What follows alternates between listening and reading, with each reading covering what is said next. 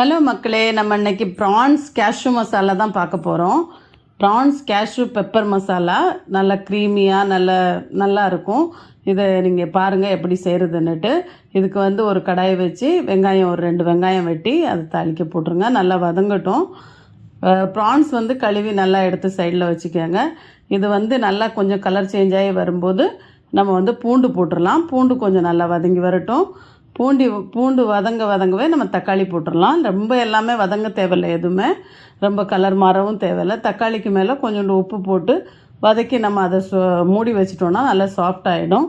சாஃப்டானதுக்கப்புறம் இதில் எல்லா மசாலையும் நம்ம சேர்த்துக்கலாம். இவ்வளோ நம்ம வதங்கணும் பார்த்துக்கோங்க நல்லா.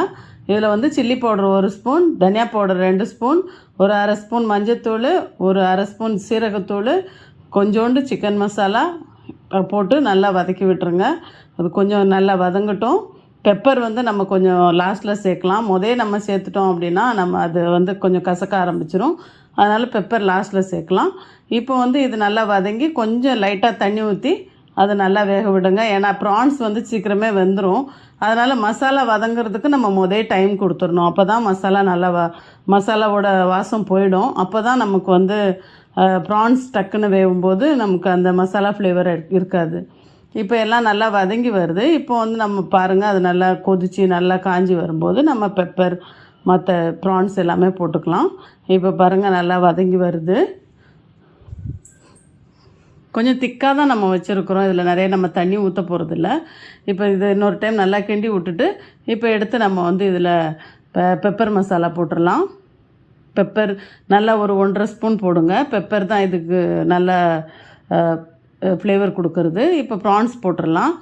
ப்ரான்ஸ் போட்டதுக்கப்புறம் நம்ம ரொம்ப நேரம் வேக வைக்கவே கூடாது. ஒரு 4 நிமிஷம் 5 நிமிஷம் தான். அதுக்கு மேலே வேக விட்டிங்கன்னா ரப்பர் மாதிரி ஆகிடும். அதனால் ஒரு 5 நிமிஷம் தான். அதுக்கு நம்ம உடனே அதை போட்டு நல்லா கிண்டிட்டு நமக்கு தேவைன்னா கொஞ்சம் தண்ணி போட்டுக்கலாம். இப்போ நான் கேஷ்யூ அரைச்சி வச்சுருக்கிறேன். இப்போ அந்த கேஷ்யூவை நம்ம இதில் சேர்த்துக்கணும். அது முந்திரி பருப்பு அரைச்ச அந்த பேஸ்ட்டை நல்லா ஊற்றி கிண்டி விட்டுக்கணும். உங்களுக்கு தேவை தண்ணியாக அந்த கிரேவி வேணும் அப்படின்னா தண்ணி சேர்த்துக்கோங்க. வேண்டாம் கொஞ்சம் திக்காக எனக்கு மசாலாவாக தான் வேணும், அதனால நான் வெறும் லைட்டாக தண்ணி சேர்த்துருக்குறேன். நல்லா கொதிக்க விட்டு கருவேப்பிலை கொத்தமல்லி போட்டு இறக்குனிங்கன்னா சூப்பரான ப்ரான்ஸ் மசாலா ரெடி. ரொம்ப டேஸ்ட்டாக இருக்கும். கொஞ்சம் வித்தியாசமாக இருக்கும் நம்ம கேஷ்யூ நட் போடுறதுனால. ஆனால் ரொம்ப டேஸ்ட்டாக இருக்கும். சாப்பிட்டு பார்த்துட்டு எனக்கு கமெண்ட் பண்ணுங்கள். இன்னும் என்ன ஐட்டம் வேணும்னு எனக்கு சொல்லுங்கள் கமெண்ட் பாக்ஸில். நான் செஞ்சு தரேன். Thank you so much.